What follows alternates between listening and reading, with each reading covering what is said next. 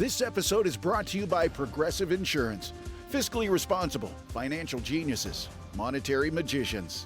These are things people say about drivers who switch their car insurance to Progressive and save hundreds. Because Progressive offers discounts for paying in full, owning a home, and more. Plus, you can count on their great customer service to help you when you need it, so your dollar goes a long way. Visit Progressive.com to see if you could save on car insurance. Progressive Casualty Insurance Company and Affiliates. Potential savings will vary. Not available in all states or situations. Deciding where to grow or move your business can be full of unexpected delays. Or you could just go to Ohio. With billions invested in shovel-ready sites, a dedicated team whose only job is to tackle red tape, and 0% corporate income tax, Ohio makes it easy for your business to scale faster. In fact, Ohio ranked number 2 in the U.S. for lowest cost of doing business multiple years in a row. Your move. Learn more at jobsohio.com. Looking for these better days. It is Thursday, April 2nd. I'm Scott Seidenberg. Here's what you need to know to make today a better day. The Celtics with a historic start, Wemby with another historic performance, and the MLB sweep system goes 2-2. Mackenzie Rivers joins me on this episode of Better Day, presented by FanDuel. Mac, let's start in the NBA, where the Celtics system kind of came through, but also didn't come through last night. The Celtics win and cover, but they allow the Miami Heat to go well over their team total because the Celtics went well over their team total, 147-129. Mac, the Celtics scored 53 points in the first quarter, 2 points shy of the record for the most points in a first quarter in NBA history. Used to be a good half was 53 points. It used to be a great half when we were averaging 100 points per game. So I think the fact that the Celtics system is intact, but they've also put up 148 and 147 in their last 2 games off of a loss versus the Nets and the Heat, kind of show you where the league is at right now, where they do bring in that requisite intensity and they do win these games. But sometimes, I mean, if you put up 53 in the first quarter, both team totals are going over. It's a little bit of a laugher after that. Yeah, and for a while I thought that we had a chance here with the Miami Heat, who only put up 57 points in the first half. Right in line, 57 times 2, 114. I'm like, all right, we got a shot.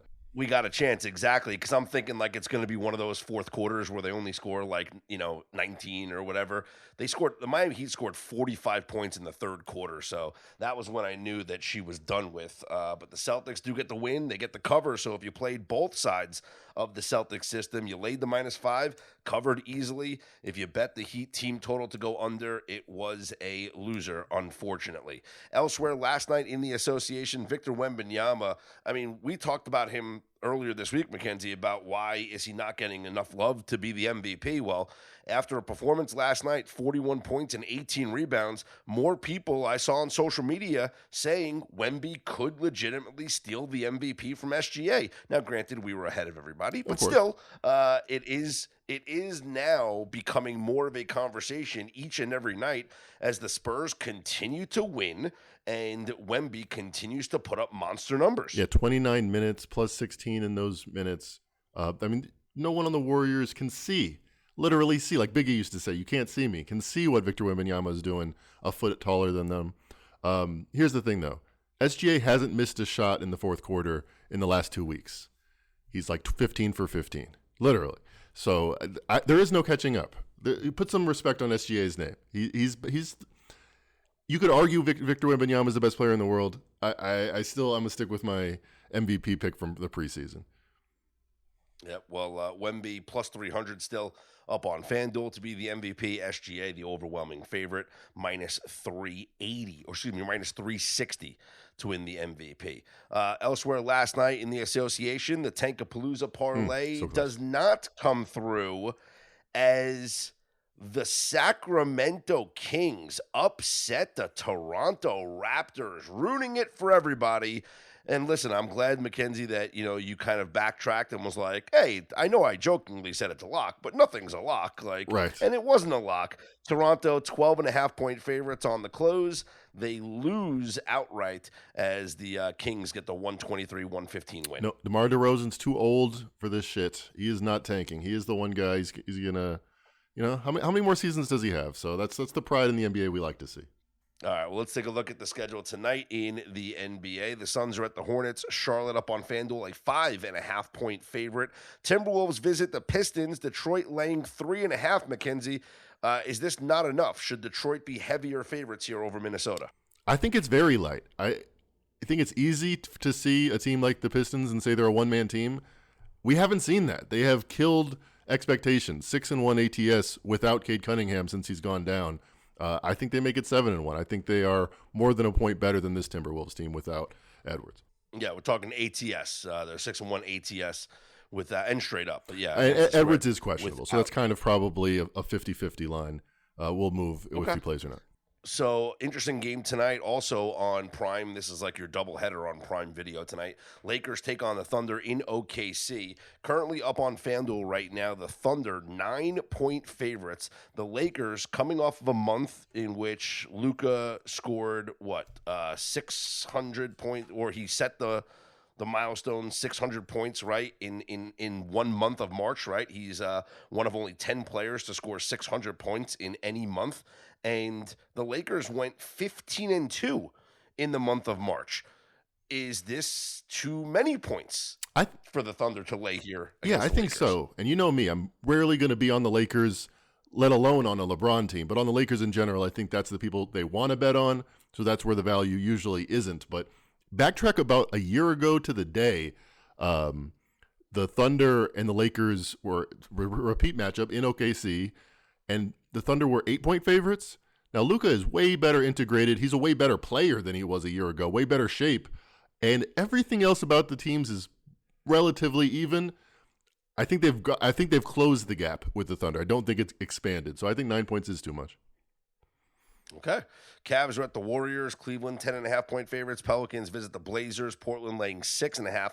Spurs on the second of a back-to-back in LA against the Clippers. San Antonio a 4.5-point favorite. Are we concerned about the back-to-back, or the fact that Wemby only played 29 minutes last night gives us no concern for the Spurs tonight? Yeah, I would have some concern because they are willing to play him 23 minutes in a game or not play him. They are very sensible and cautious as they rear in to their first relative playoff run in 10 years. So I think I would not be surprised if we get some late news. Fully healthy, I still think the Clippers are value as home dogs. Okay, we'll monitor the action for that. College basketball last night, the college basketball crown goes 1-1 to the overs. First game, thanks to overtime, went over between Oklahoma and Colorado, so that was nice there. Baylor, Minnesota stayed under the total, though, because Minnesota just barely scored in the second half. Tonight, we have two more games on the CBC schedule. Stanford and West Virginia, where Stanford's a 1.5-point favorite, total of 136.5. Rutgers and Creighton. Creighton a 4.5-point favorite, total of 151.5. Still going to play both the overs, as this is an over tournament, and the first round especially is an over. You can't trend. go 3-1 without going 1-1 somewhere. So we're right on. Exactly. We also have NIT semifinals from the Hinkle Fieldhouse in Indianapolis. New Mexico takes on Tulsa tonight, where New Mexico is a 3.5-point favorite, total of 161.5.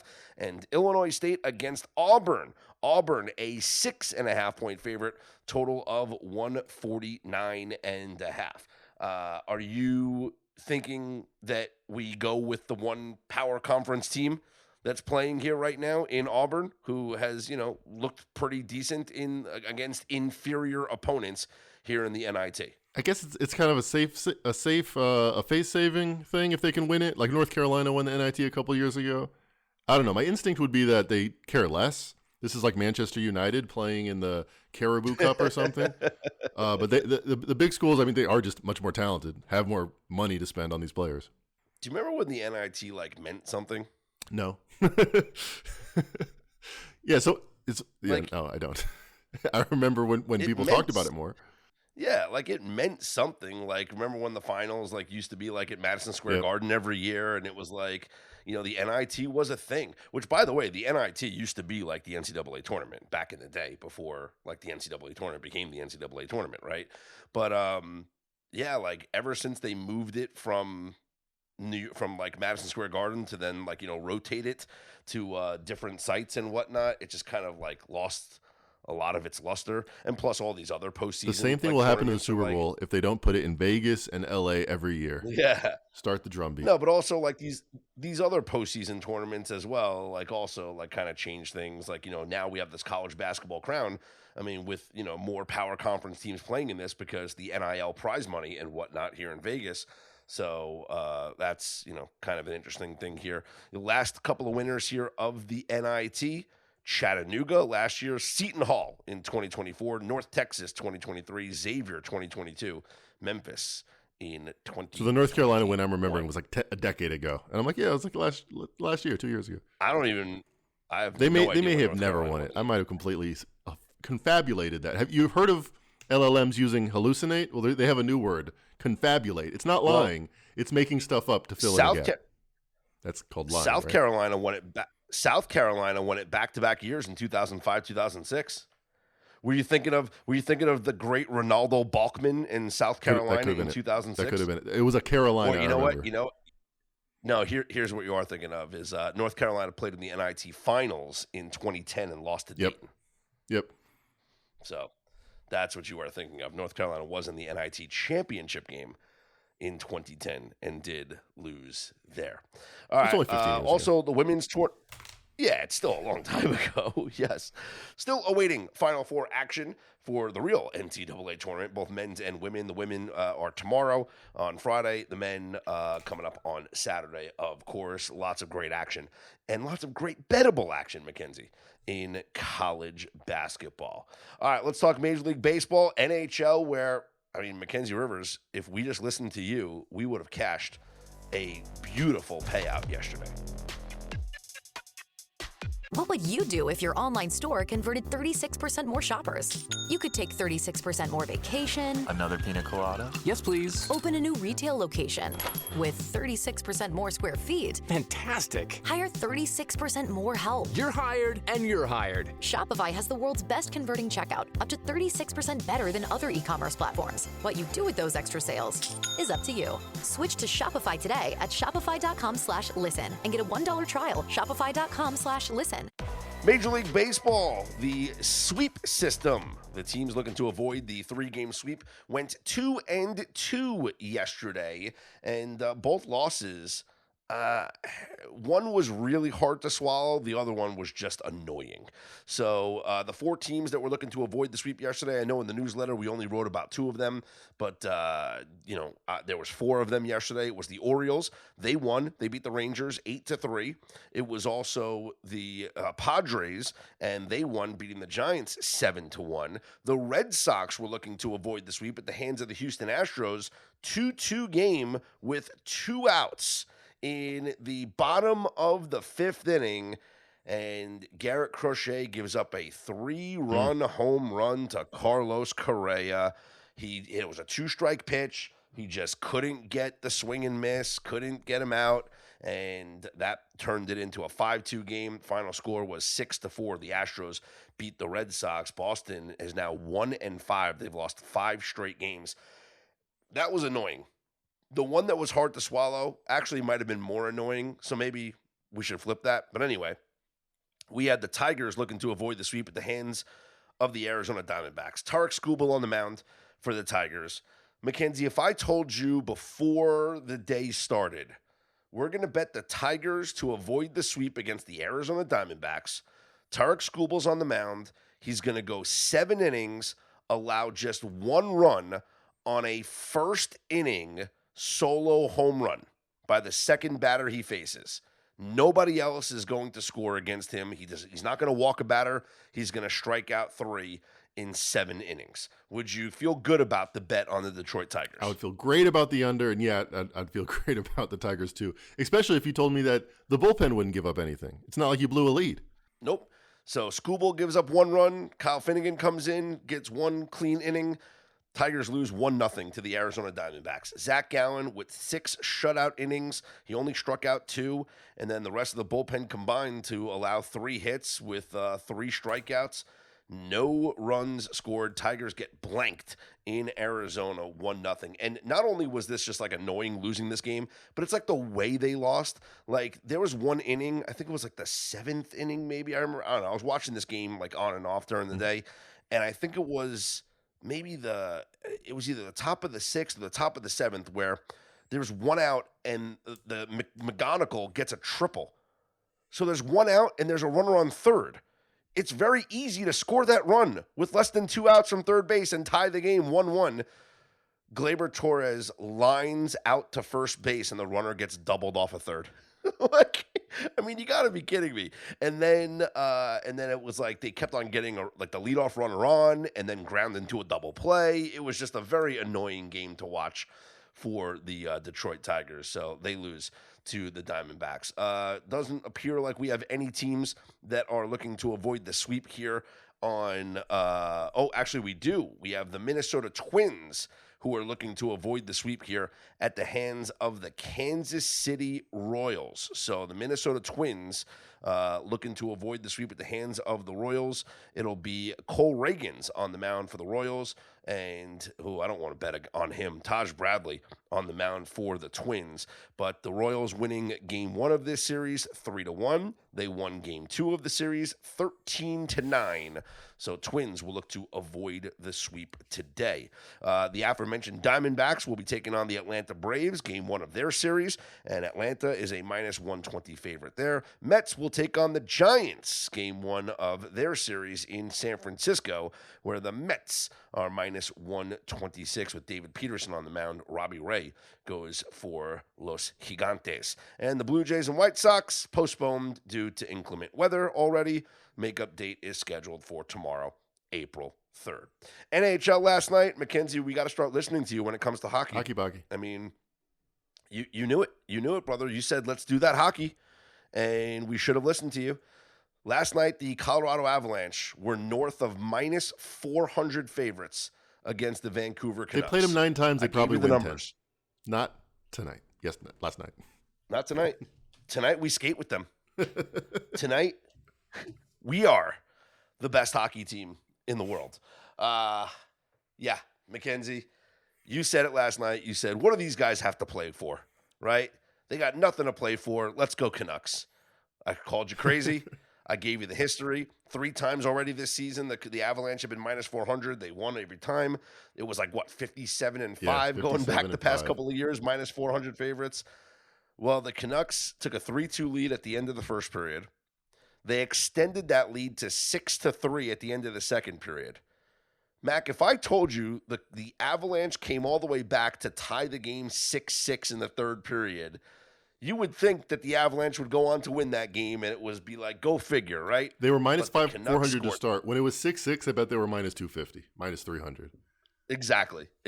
But the Canucks score 2 unanswered, and they win 8-6 over the Colorado Avalanche. Elsewhere, the Kings in overtime defeated the Blues 2-1, and the Sharks a 4-3 win over the Anaheim Ducks. Obviously, we have a much larger slate of games here tonight, and let's take a look at the playoff implications, or at least the games with some playoff implications. Then there's actually a lot of them because the standings are just jumbled. It's just crazy how this league is going to see. It's so different than the NBA. Like the NBA, it's like there's so many teams that aren't playing for anything. Might be the 4-5, but it was going to be those teams in the NBA like 3 weeks ago. Exactly. Like literally, we're not going to know the NHL playoffs until like the final day of the regular season. That's why this league is just incredible. Sabres visit the Senators. Ottawa -120 home favorites. Penguins at the Lightning. Tampa -170 home favorites. The Bruins visit the Lightning. Boston -155 on the road. Canadiens at the Rangers. Montreal -155. Red Wings at the Flyers. Philadelphia -115. Blue Jackets at the Hurricanes. Carolina -185. Capitals visit the Devils. New Jersey -115. Jets are at the Stars. Dallas -175. Canucks at the Wild. Minnesota -395. Okay, Mac. So I got to look this history up, okay?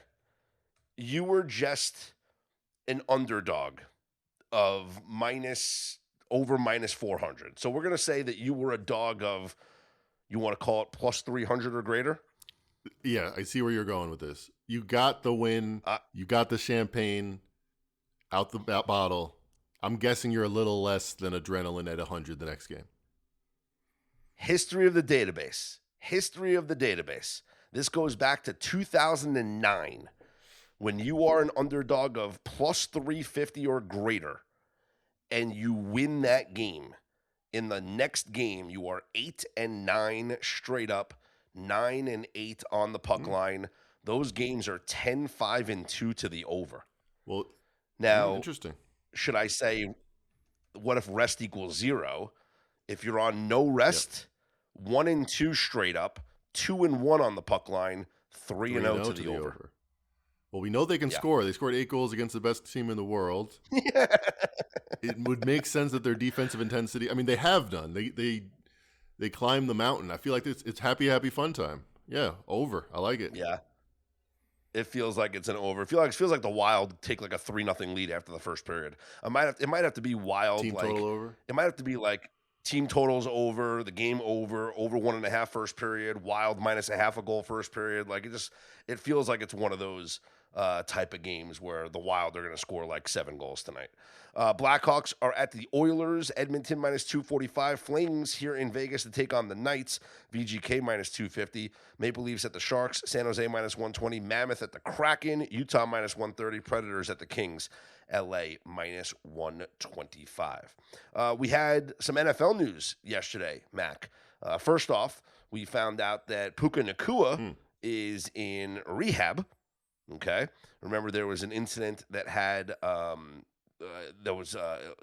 incident. There was where a woman alleged that there was like some anti-Semitic remarks, or like there was like a bite, right? There was something going on where, I don't know, he bit I've her seen or him something pop up like in that. a few headlines this offseason. It feels like he is doing maybe too much. He's definitely doing the most. Yeah, it was like assault. It was assault and battery. I don't know. A lot going on here about Puka. But wasn't he also like positive headlines? Like he's dating famous people, I guess, or he's seen out with famous people. Usually people kind of spiral out after they're the best in the world. He should really. Tiger can do it because he has had 20 years of being the GOAT. He should really think about if he's good for the next 5 years, he could make $200 million, or he could make one more check. You know. Yeah. Pause and reflect. Right. It's a pivotal point in his career. Fernando Mendoza had his pro day yesterday. I mean, if there was any question about whether or not he's going to go number 1, I mean, I think he answered all the questions. Then again, it's just like a controlled environment during the pro day. It's not much. It's always hard to judge like these guys, but from every report I'm reading, it's like, wow, look at him make this throw. You know, It's like, when do you not hear that at a pro day? Like, the danger of a pro day, Mackenzie, is Zach Wilson. Like, that's the danger of a pro day, because Zach Wilson looked so good at that BYU pro day that the Jets made a terrible decision in drafting him, right?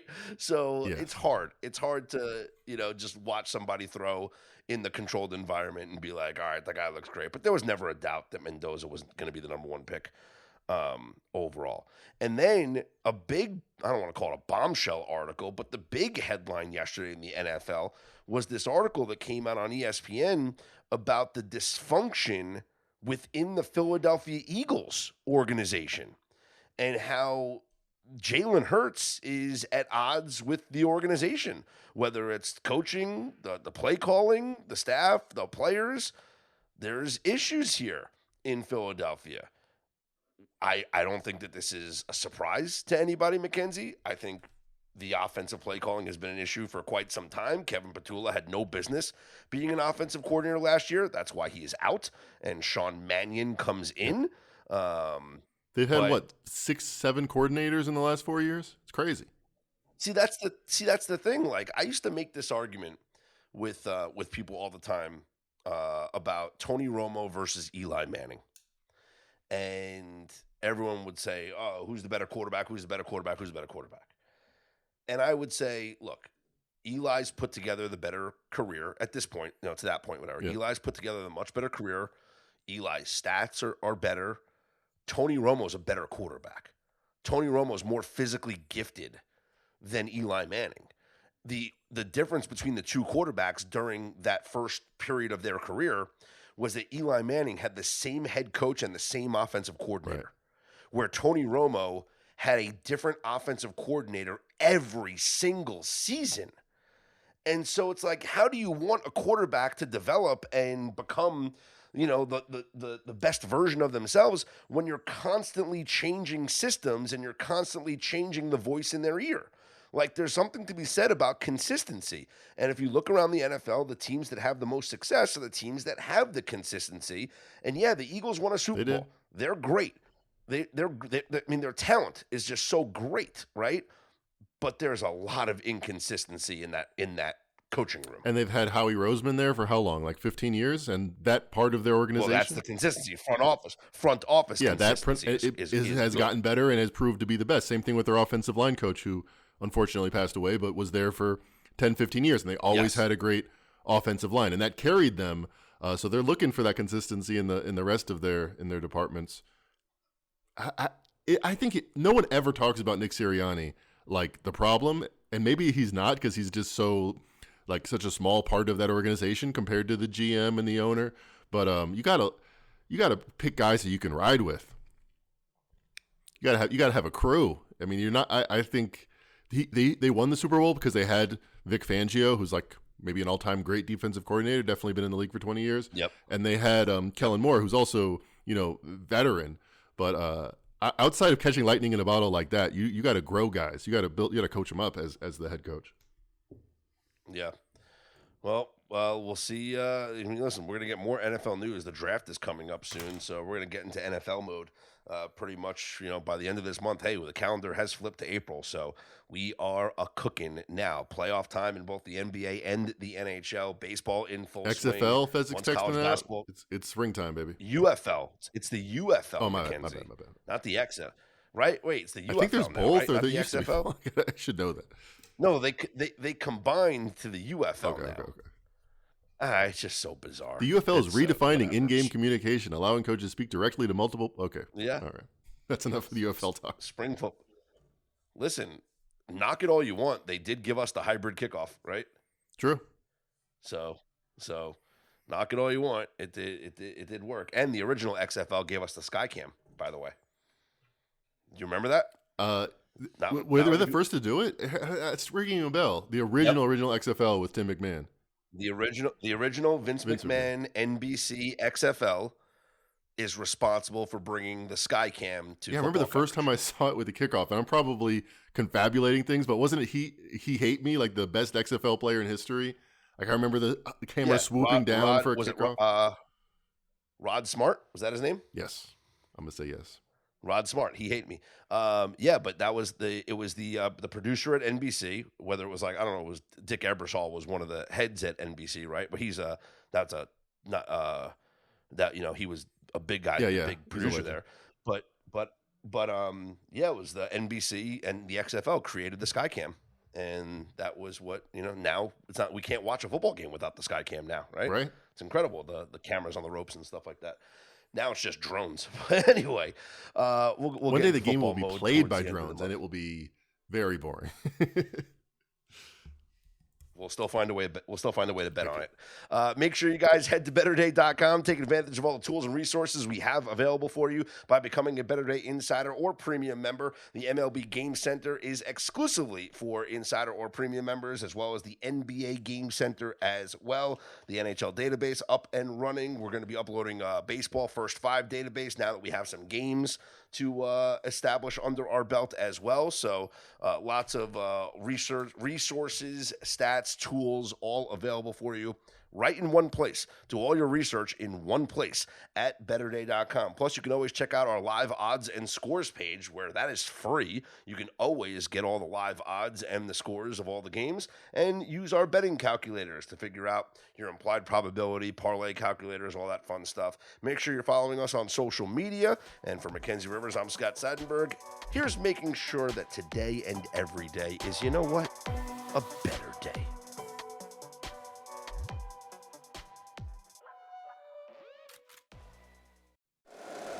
If you like the show, please take a moment to rate, review, and subscribe. It really does help the show to grow. Thank you for listening.